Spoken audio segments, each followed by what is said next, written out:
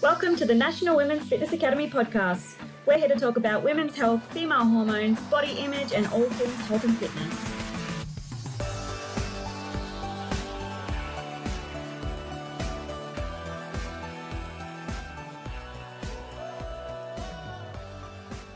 Welcome to the National Women's Fitness Academy podcast. I'm your host, Lauren Calvin, and today we are talking to the inspirational and body positive fitness girl, Jessie O'Meara. A little bit of a trigger warning here for anyone who suffers with eating disorders or mental health conditions. We will be speaking about anorexia, mental health, body weight, and dieting. So Jessie is a yoga and barre teacher now, and she's currently studying to be a PT as well.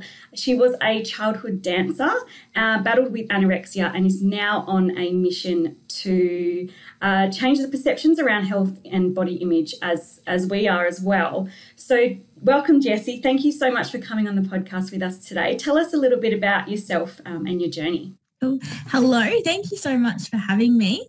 It's very exciting.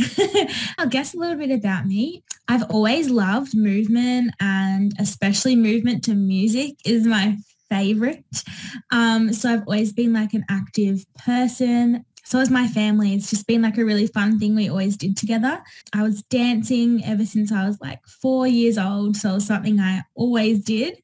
And I just did it until I was growing up the whole way through. So that's been a really big part of my life. Really awesome and really problematic. So bit of both. I love Pilates and yoga and just all the sorts of things. But yeah, I'm very passionate about mental health. I have been for a super long time, and I like to tie that into basically everything I do, really. Yeah, because you have been through so much. You were admitted into hospital for anorexia. Tell us a bit about, I guess, your journey and where your eating disorder came from. Was it from dancing as a young child, and how old were you when that all started? Yeah, I think when I first started dancing, it was really awesome for my confidence, because I've always been an anxious person, like always.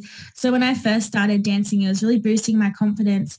But as I got older and I knew that I really wanted to go as far as I could with dancing, I think that's when it started becoming like problematic for me. Obviously, as someone with anxiety and other mental health, you're predisposed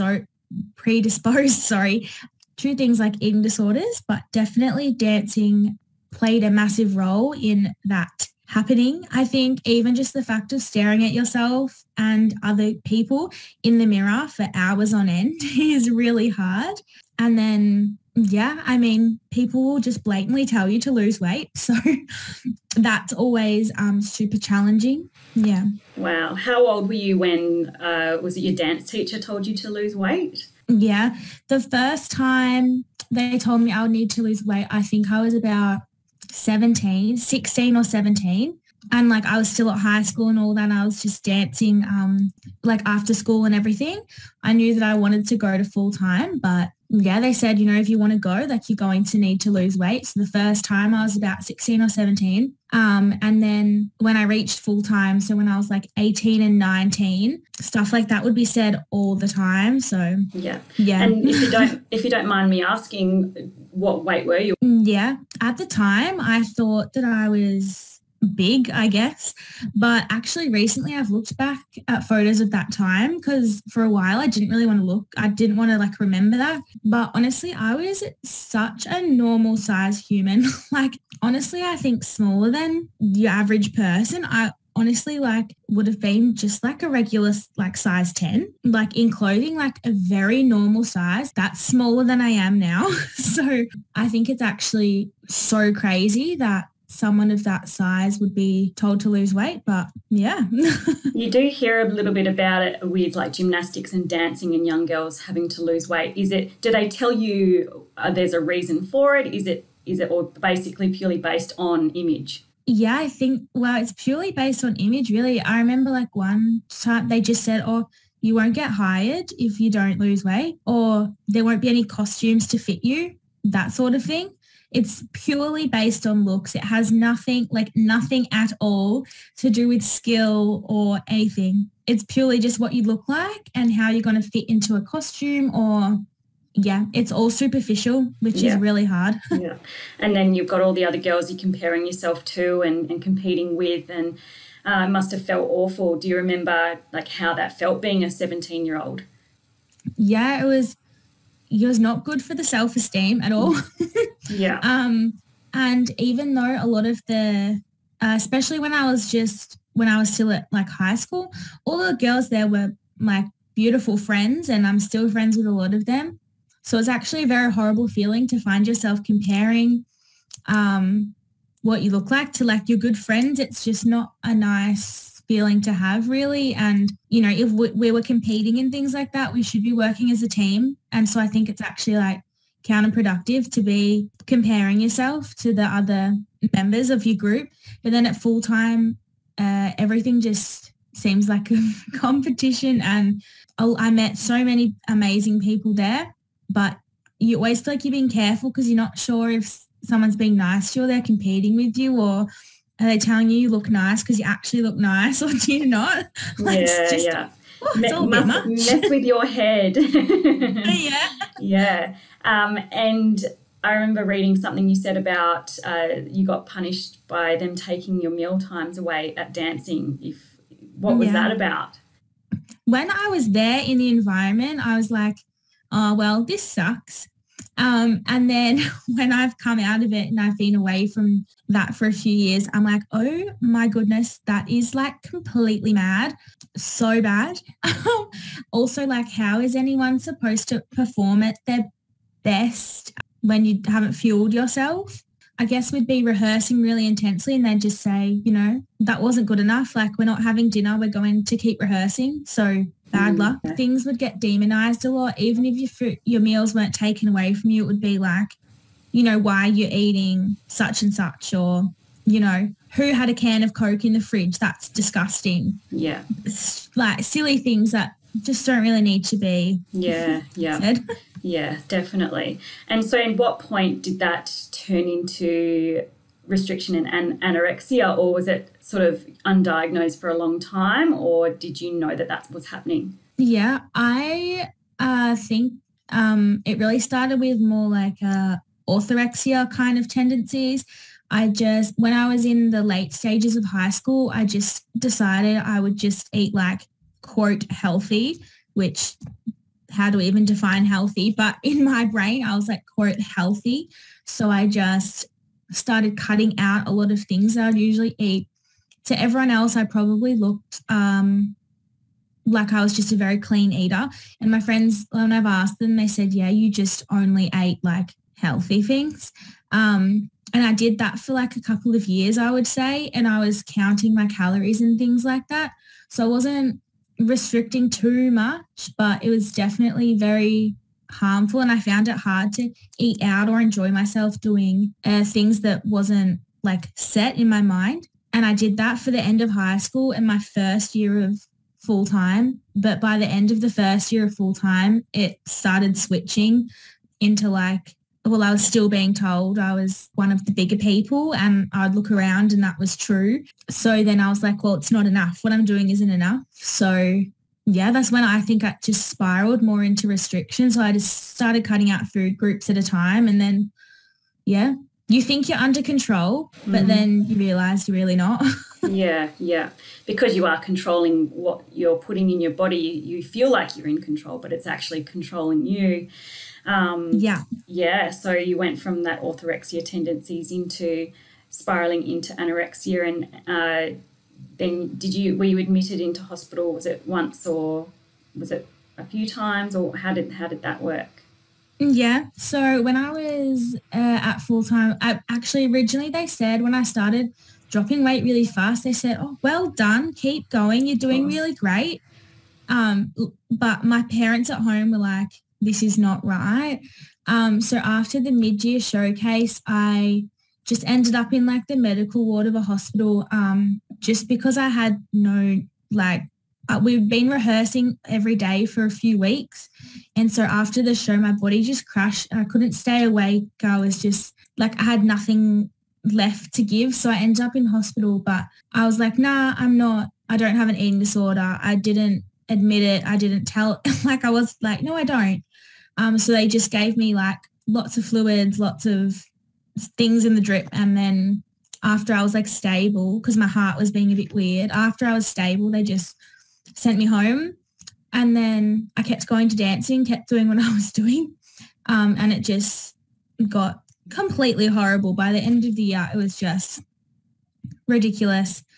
I've just finished the end of year show, and then after that, it was just a very horrible time. Spent a lot of time just sleeping all day, like walking from my bedroom to the couch. I would just cramp because I didn't have anything to fuel me to get me there. But I've had a few hospital admissions, a few in like the mental health, like in a psych ward in the mental health and eating disorder department, and then a few medical admissions. Had a little bit of everything, and I guess I've gotten something different out of each time. But yeah. Yeah, wow. And so was there a turning point to recovery, or was it just a combination of everything and time? Yeah, what helped you get on that journey to full recovery? Yeah, I think it's really hard. Like when the first proper like mental health admission that I had, I didn't want to go. I was just going because I was forced to. I didn't really want to get better. And that's the crazy thing, to look back and be like, I was like not living it all, but I still didn't want to be better, which is crazy. But I think probably like my third medical admission, I just was like, I can't do this anymore. Like, it's so sad. Like, I'd literally just wake up and cry like every day. Like, it was just getting ridiculous. I was just sitting in the bed and I was surrounded by all of these really old people. And honestly, they were the most beautiful old people. I had a beautiful room and I would just chat to the old ladies. But I was just thinking like, it's just not, like I was 21, I was 20 and 21. Like it's no way to like live. And one of my friends got back from a Kentucky tour and I just thought, oh my God, she's doing it right. Like she's living. And I just didn't want to be in that medical ward anymore. I was sad all the time. And I think that's when I decided, yep, it's going to be so freaking hard, but I've got to do it. I think that was really when it turned in my brain for me. Yeah, awesome. That's awesome that you have gotten out of that. And so seeing what it's like in the dancing industry, and then you wanted to get into the fitness industry. Did you start with yoga and barre, and what was that like getting into that industry? Yeah, I have wanted to teach yoga for like the longest time. It's been a goal for ages. And finally I just did it because I thought I'm actually healthy enough now. It was kind of a goal that was really pushing me. I was like, if I stay healthy, I can go and I can do this course. So I did actually. I live in Melbourne, but I booked my yoga training in Byron. So it's just a bit of an experience for myself. It was very cool. And I love teaching yoga, I think, because for me it was really a nice, for me anyway, a middle ground of I'm moving my body and it's keeping me healthy. At the same time, my mind is like so clear and calm, and there's a lot of meditation and a lot of connection with your body. It's about connecting your mind and your body and your spirit all together. Well, that's my view anyway. Of course, a lot of people have their different ways, but for me, that's what it's about. And that's why I really loved that first, because it just felt very wholesome. Yeah, it's a gentle way of exercising. Yeah. Yeah, definitely. Yeah. And getting into that industry, did you feel any pressure to have a body type or image for yoga? Yeah, I actually did. I think I underestimated it at the start, because the beautiful studio that I was going to near my house, I never felt anything like that, because it was so inclusive and it was just beautiful. Like I took my first yoga class there and I just stayed. So when I actually got out and took more classes and did more training and all these kind of things, I was like, oh, because I felt intimidated a little bit as well, because people would come in there. I love a matching activewear set, but you know what I mean? Like everyone just like strutting in their matching activewear, and they're upside down, like holding headstands and handstands. And some people in the yoga world are absolutely beautiful. And then of course you get people who are there for just different reasons to you. And so that can be hard. And I think that even in the world, in society, there still is like, someone says yoga teacher and automatically people get a thought in their head about what they look like. I think that's hard, but I've also come across some of the most beautiful people. So it's been with both. Yeah, that's good. And I guess you've got to be that change that you want to see. So the more people that others see in the industry with different body types, the more that they're going to feel included and participate. So when did you decide to study fitness and what's that been like? 'Cause, I guess there'd probably be a lot of triggering stuff in that as well. Yeah. I started studying fitness. I mean, sometimes I just do things really unexpectedly. This was one of them. I was teaching yoga and I have been teaching dancing for a few years, which I really love. But I just thought, you know, to be able to teach like yoga or a bar Pilates class in a gym would be really cool. And I spoke to a lady from a gym. She was so helpful. And she said, you know, it's really advised that you get your Cert 3 in fitness. Most gyms will want you to have that and as like a baseline. So I was like, oh, no problem. So I looked into it and then I was like, well, if I'm doing my Cert 3, I might as well do my Cert 4 while I'm here, like go big or go home, you know, do it all. And then as soon as I had like signed up, I just started getting all these really fun ideas that I wanted to go with. And I was just thinking, you know, I would love to train people who are just maybe scared to come to the gym or for various reasons, like it could be body image or just anxiety, like it's scary to walk in there. I want to be able to create somewhere for people like that. So it's important that we all move our bodies, but I wanted to like create a safe space. And I thought if I, you know, do my full training, I can do that. And then my brain is just like getting all these fun ideas. And I'm really like, when I first started doing the course, I was like, oh yeah, like this will help me probably with my other jobs. But now I'm thinking, no, like I really actually want to do this for a main chunk of my job, which has been cool. Yeah, that's awesome. So looking at the fitness industry, do you see, I guess like eating disorders and things like that and a lot of triggering things normalised in the industry like it has been in dancing? Yeah, unfortunately, I think, yeah. I mean, not everyone, but definitely a lot. It's been a very interesting experience and hard in a way because, you know, you can't always be out there arguing with people if you disagree with, I guess, someone's practices or someone's way of doing something.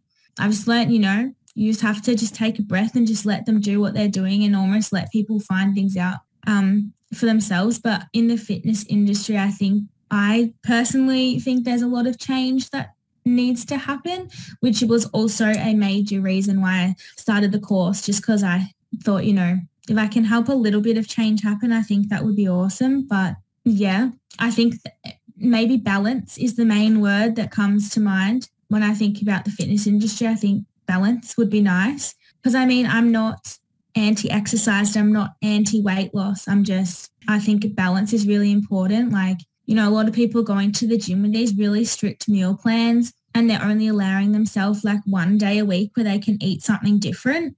And that doesn't seem, I don't know, that's not something that I particularly agree with. You know, if you eat mostly good and you have some fun enjoyment foods most days and you work out a bit, like I think you're set up for like that's a pretty good way to be. But in the fitness industry, I think a lot of people are just going really, really hard all the time at everything. Maybe not enough balance and just understanding of people. Like I focus a lot on mental health, but I think it's really prevalent, you know. Not everyone's going to the gym because they want to lose weight, but you walk into a gym and 90% of the time I think you're hit with like all these weight loss messages. And even the people that greet you at the door are like asking you about weight. Maybe that's not why everyone's there. So I think your whole mindset needs to switch a bit. There's so many reasons why people are at the gym, not just because of what they want to look like. I think that's what is important too. Yeah, definitely. And that's something that we are striving to create, is more PTs that are not about everyone needs to lose weight or everyone's at the gym to lose weight, because, yeah, there's so many reasons to exercise that are nothing to do with weight. And what do you think about BMI and how that's in the course? Yes. Yes.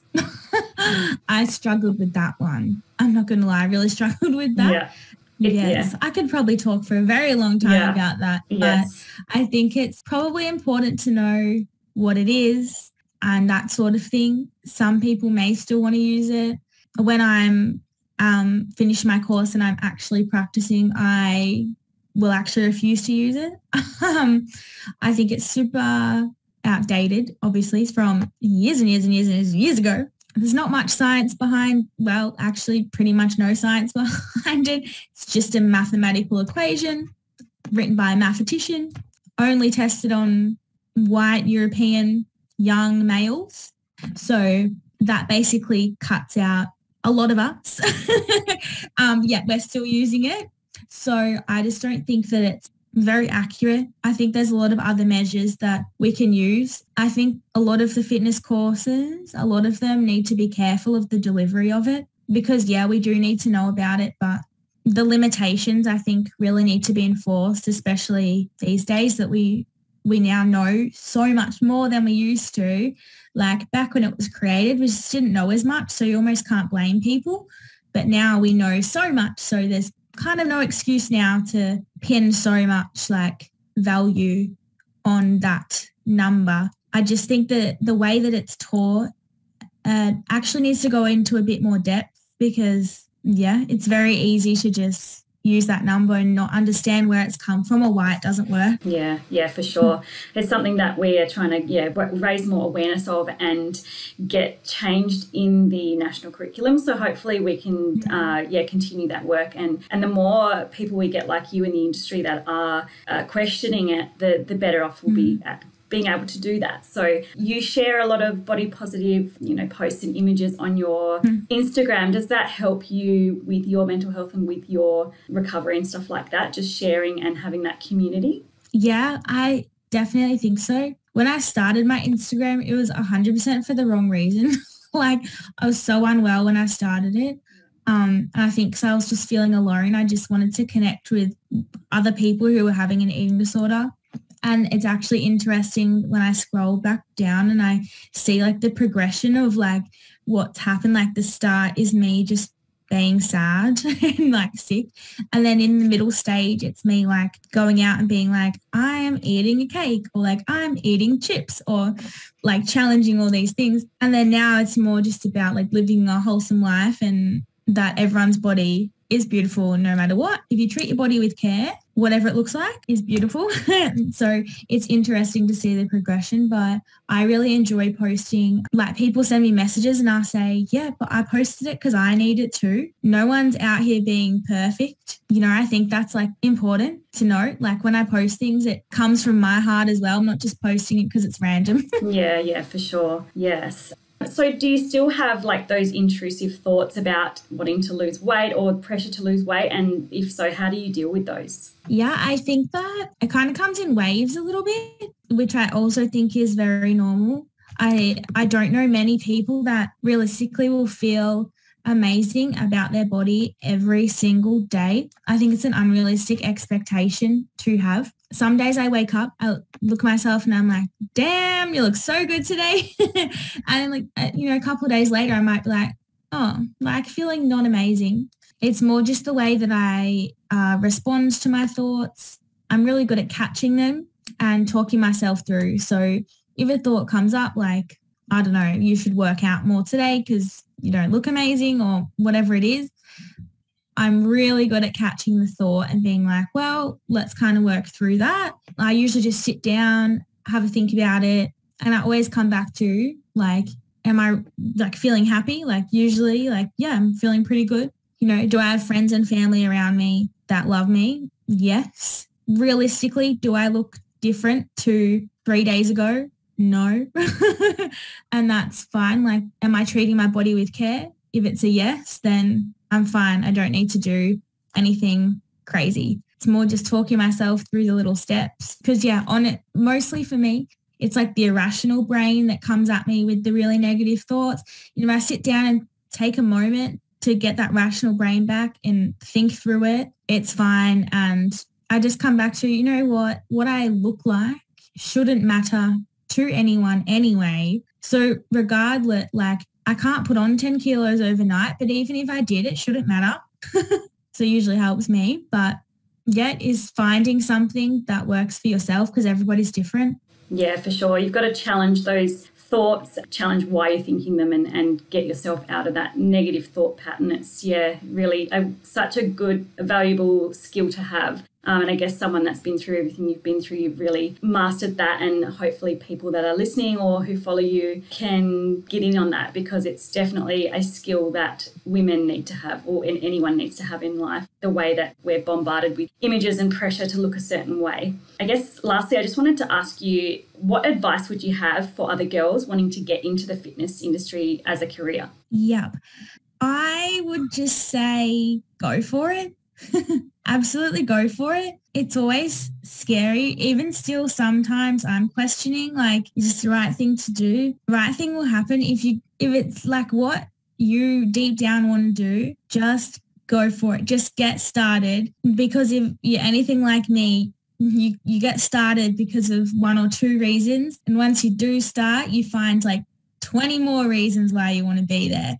So I think just go for it, and just remember that you are definitely good enough. And that's something that always holds me back, and I think holds other people back. Just if you're ever doubting it, you are good enough to do it, and you don't need to be like everybody else. You need to be like you, because there's people out there who need someone like you. Like, not everyone would like a trainer like me, because not everyone's like me, but maybe they'd love a trainer like you, because we're different. So I think never compare yourself too much, because you are you, and that's like always, but especially as a trainer, like that is legitimately your superpower, is you being you, because the way you think, the way you train, other people need that, and just go for it. You're good enough to do anything that you want, and it's actually really rewarding to do the training, and you meet so many cool people and you learn so much. It's just epic. Like,